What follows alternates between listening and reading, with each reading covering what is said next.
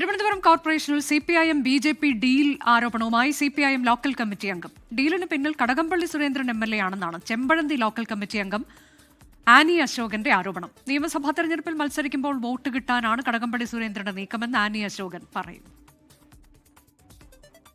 തദ്ദേശ തെരഞ്ഞെടുപ്പ് അടുത്തിരിക്കെ CPIMനെ വെട്ടിലാക്കിയാണ് local committee അംഗത്തിന്റെ വെളിപ്പെടുത്തൽ. ജയസാധ്യത കുറഞ്ഞ സ്ഥാനാർത്ഥികളെ നിർത്തി കോർപ്പറേഷനിൽ BJPക്ക് വോട്ട് മറിക്കാനാണ് ധാരണ.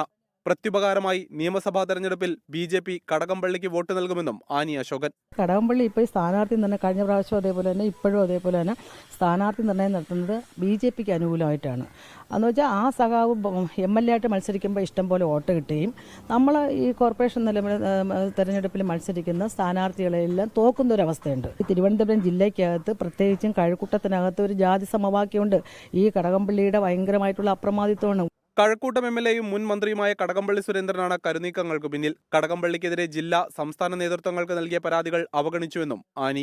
ഈ കമ്മിറ്റിക്കകത്തൊക്കെ നമ്മൾ അനുഭവിക്കുന്ന പീഡനത്തിന്റെ ഭാഗമായിട്ട് സംസ്ഥാന സെക്രട്ടറി അടക്കം നമ്മൾ പരാതി കൊടുത്തിട്ടുണ്ട്. ഞാൻ മാത്രമല്ല, ഈ ഏരിയ കമ്മിറ്റിക്കകത്തുള്ള ഒട്ടനവധി ആളുകൾ ഈ കടകംപള്ളിക്കെതിരായിട്ടുള്ള ഒരുപാട് പരാതി കൊടുത്തിട്ട് ആ പരാതികൾ ഒന്നും തന്നെ പരിശോധിച്ചിട്ടില്ല. ആ പരാതികളെല്ലാം തന്നെ അവിടെ ജില്ലാ സെക്രട്ടറിക്ക് കൊടുക്കും. ജില്ലാ സെക്രട്ടറിയും ഈ മറ്റേ ഏരിയ കമ്മിറ്റി സെക്രട്ടറി ഈ MLAയും കൂടെ തമ്മിൽ അത് പൂഴ്ത്തിവെച്ച് എന്ന് വെച്ചാൽ ഒരു പുല്ലിന്റെ വില പോലും അവർ കൽപ്പിക്കുന്നില്ല ഈ സഖാക്കൾക്ക്. പാർട്ടി നടപടിയിൽ പ്രതിഷേധിച്ച ചെമ്പഴന്തി വാർഡിൽ സ്വതന്ത്ര സ്ഥാനാർത്ഥിയായി മത്സരിക്കാനാണ് ആനി അശോകന്റെ തീരുമാനം. 24 തിരുവനന്തപുരം.